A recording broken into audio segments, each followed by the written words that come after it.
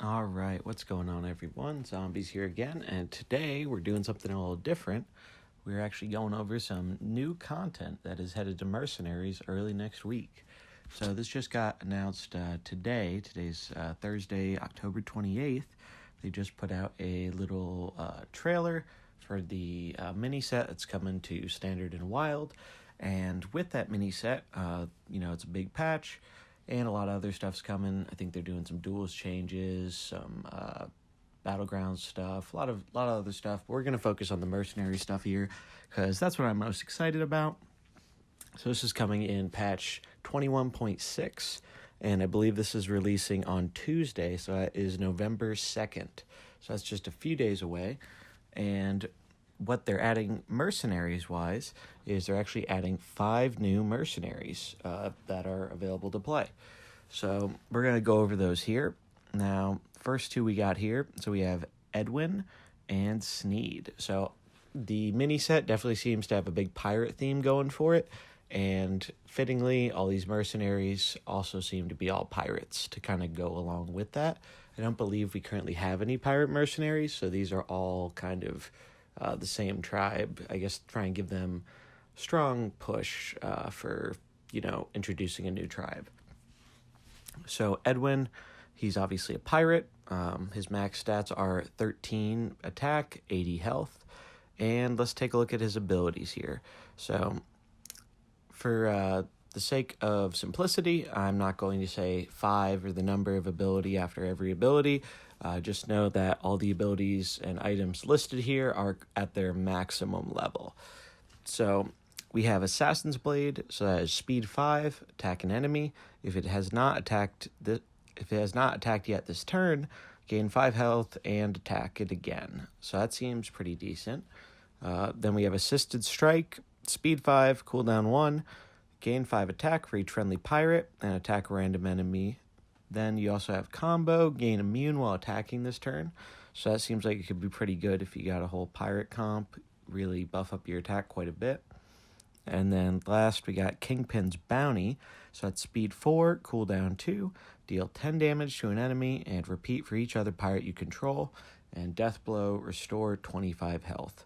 So that's another one that really seems like, pirate synergy. And Edwin is a legendary. He is the only legendary out of the 5 units here. I believe it's 1 legendary, 3 epics, and 1 rare mercenary that we're getting. Now, if we look at his equipment, we have Black Flag, passive, adjacent pirates, abilities are 4 speed faster.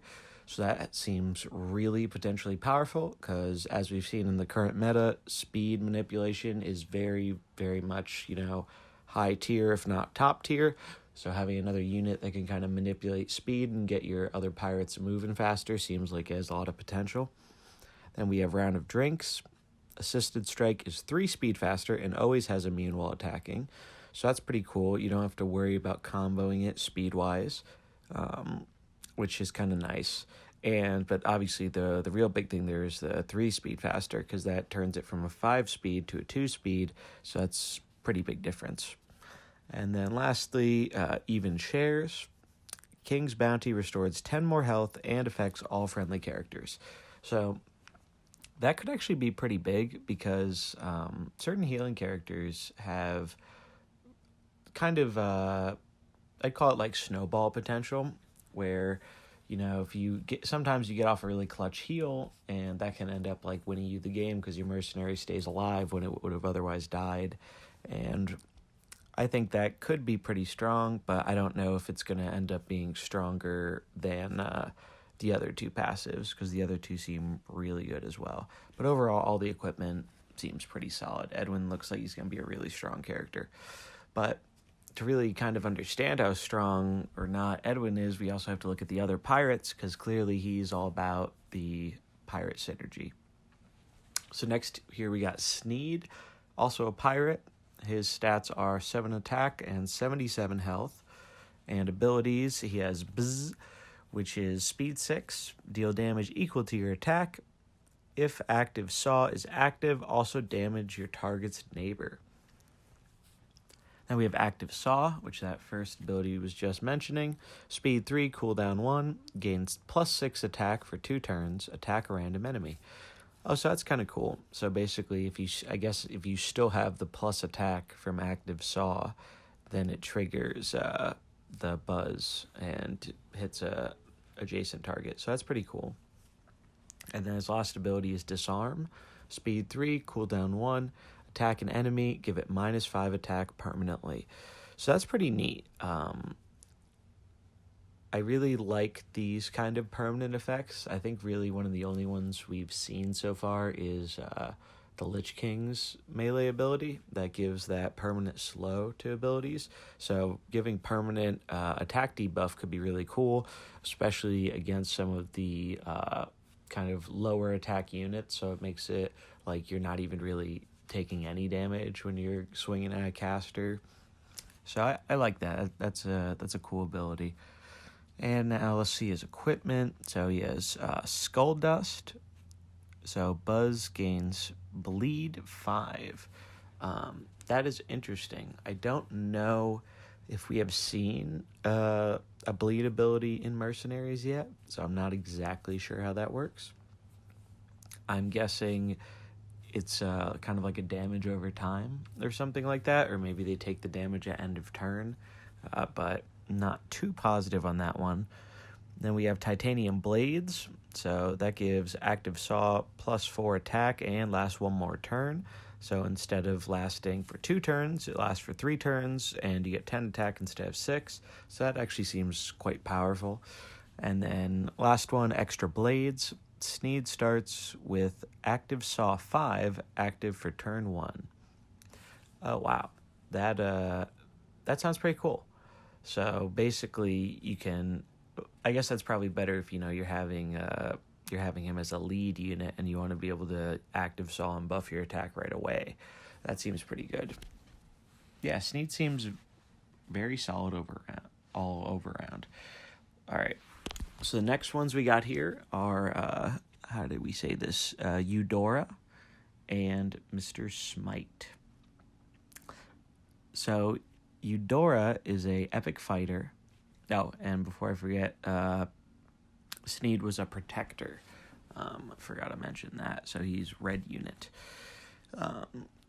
And so then we have Eudora, pirate, 10 attack, 78 health. Abilities, Coup d'etat, speed 4, attack an enemy. If it's the left or rightmost enemy, fire Eudora's cannons at it. So she seems to be kind of focused around cannons because a few of her abilities are involving them. So then we have Prepare the Cannons, speed 7, cooldown 1, summon a cannon to the left or right of this merc. So that's pretty cool. I wonder if it's going to operate kind of like a ship's cannon on steroids or what, but I don't think we currently have the stats for what the cannon is yet. So we'll have to kind of wait and see how good that is, but it sounds really cool. And then there is Covering Fire. So speed 7, cooldown 1, restore 12 health to a friendly mercenary, and return them to your bench. Then fire all your cannons. So that's kind of interesting. I do wonder how exactly this works, because this is almost like if you played Pokemon, a baton pass kind of move, because it kind of enables you to switch when otherwise the only other time you could switch a mercenary is if one of your mercenaries dies. So I think that has some potential there. Very curious to see how that ends up working. Then we have her equipment. So Shrapnel Shot, cannons deal 5 more damage. So again, we'll have to see, just how much damage the cannons do on their own before we can really evaluate that too much. Then we have Primed Armaments, Primed Armaments, I want to say. Battlecry, Summon a Cannon. So that seems really good. As we've seen before with King Mukla, the passive of summoning another unit has been rather strong. And then last but not least, we have Briny Bracers, which is passive +2 attack and +10 to health. So I guess that just makes her a little bit beefier. So I guess that would make her a 1288, which is, Yeah, that's a fair bit beefier. Seems like a pretty cool unit, but we'll have to wait to see just how good the cannons are before we can really fully evaluate her. But if I were taking a guess, I'm guessing it's going to be like a bigger version of Ship's cannon from, well, I guess it's wild now. Whenever you play a pirate, you deal some damage. I'm guessing it's going to be something like that, but I guess we will see. It might, purely rely off her abilities. And she is an epic fighter, so that's our second green unit out of the 5. Now next we have Mr. Smite. So he's a pirate, 7 attack, 75 health. Got abilities Smite Slam, Speed 8, gain 5 attack for each enemy with 40 or less health, and then attack an enemy. That's interesting. So that can be kind of good if you have another. It's a slower move, so your other units will probably go faster. So it has the potential to gain quite a lot of attack if you're able to kind of weaken your enemy's units. Then Avasti Matey. So speed 2, gain taunt this turn. After an enemy attacks this merc, gain 5 attack. So that's good. That is having an immediate taunt is definitely very good, especially with speed 2. That's one thing I've definitely wanted some more of, is just good taunting protectors. So I'm happy to see this for the pirate comp. And then his last ability is Overboard, speed 3, cooldown 1. After another friendly character is damaged this turn, gain 10 health and attack a random enemy. Then we have his equipment. So Sailor's Cap. Mr. Smite gains an additional 4 attack from Smite Slam. So that's a 9 attack a time. So he could get really big. That's kind of like Sylvanas' ability, where when you send her out in the late game and buff her attack for all the units that have died, she can get real big real fast. Seems like he can do kind of the same thing a little bit. And we got Heavy Anchor. Overboard grants plus 6 attack if the damaged friend is a pirate. Let's see how that works. Yeah, that's weird. It's almost like kind of like a trap, basically. I kind of like that because it's an interesting move to play around, because it does say after another friendly character is damaged, so you could kind of play around this by focusing Mr. Smite, and then maybe the ability wouldn't go off, and it kind of also helps you protect against AoE a little bit. So that's kind of cool. I like that. And then last, we have Sharpened Scabbard. Whenever another friendly pirate attacks, gain 4 attack. That seems really strong. Obviously, the pirates clearly have a lot of synergy with each other, so that just seems like it has a lot of potential to buff this dude real big, and he's also going to be your taunter, so it seems good. Really solid overall protector, and he's a rare. So I was actually wrong about this, so I guess total is... So it's 1 legendary, 2 epics, and 2 rares. So we're going to take a look at the last mercenary here. So it is Cookie the Cook. That's a fun name. You got another Murloc here, which is great. Murlocs could use a little bit more help, so always happy to see that. So he's the only non-pirate of the bunch here. He is 6 attack, 70 health. He is a rare caster. Abilities... Fish Feast 5, so it's a nature spell. Deal 10 damage to an enemy. Death Blow, give plus 15 health to all friendly characters. That's kind of neat. I like the idea of permanent health buffing. We've kind of seen how strong that is on characters like Diablo with his Black Soulstone passive. Let's see what else we have here. So then there is Cookie's Cooking. Say that a few times fast. Speed 5, cooldown 1. Bleed 5 to all enemies, so another bleed ability. Restores 5 health to friendly Murlocs and pirates. Oh, that's cool. So he synergizes with both Murlocs and pirates. Then his last ability, Go Fish. It's another nature spell. So speed 4, cooldown 1. Summon a random fish for your opponent with a death rattle that benefits you. Ooh. So that's kind of cool. We haven't seen anything like that. I'm curious what those death rattles are going to be, because obviously that could be really good or mediocre, or we'll just have to kind of see. And then looking at his equipment, we have Seasoned Pan, which Fish Feast gives +5 attack as well. So that seems really strong, giving... the only downside is you do have to get a death blow, and that can be kind of tricky. That is one ability that I've noticed can be trickier to consistently enable. So we'll have to see how that goes, but getting +5 attack as well as 15 health to all your characters seems pretty strong if you can pull it off. Then we have Iron Ladle. Cookies Cooking restores an additional 5 health.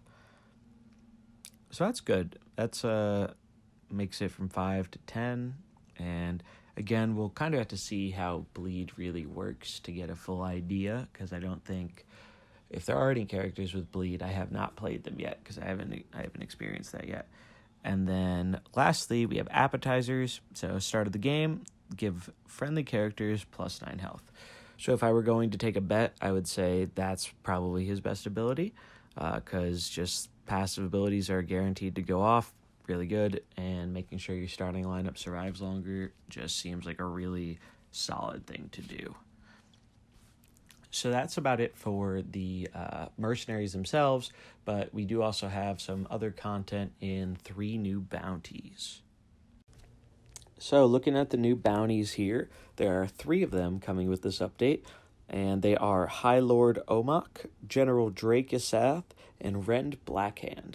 These are going to be added to the Blackrock Mountain Zone, and the new mercenary cards, portraits, and coins will also be obtainable through mercenary packs, similar to how, mini set cards are also added through their expansion's existing packs. I believe they do also confirm that all future mercenaries will be added to the same general pool, which I think is a good thing because there is duplicate protection. So I don't believe you can open a mercenary that you have already opened unless it's a portrait for that mercenary. There are no duplicates, so that's good. So that way, if you're like me and you've already opened all of the base mercenaries, now when the update comes, if you open another regular mercenary, it'll be guaranteed to be one of these 5 new ones. So that's pretty cool. I like that they're, at least for now, keeping all the mercenaries in one group of packs rather than introducing a new set of them every expansion like they do with regular Hearthstone. So this kind of makes sense. Obviously, they need bounties to be farmable for the new characters, for people who want to grind that out free to play. And obviously, since these characters are not currently in the game, there are currently no bounties available for them that you could grind their coins with outside of getting lucky or getting their coins as a reward for finishing with them on your team. So I'm sure these are basically just going to be some more level 30 or so PvE content that you can grind to get coins for any of the 5 new mercenaries that are going to be launching with this patch. So overall, it seems pretty exciting. I'm happy, we're getting something relatively quick. Mercenaries has only been out a bit under a month, so it's nice to see we're getting pretty sizable update in terms of 5 new mercenaries. Because when you think about it, I think they're only 52 or 54 or something.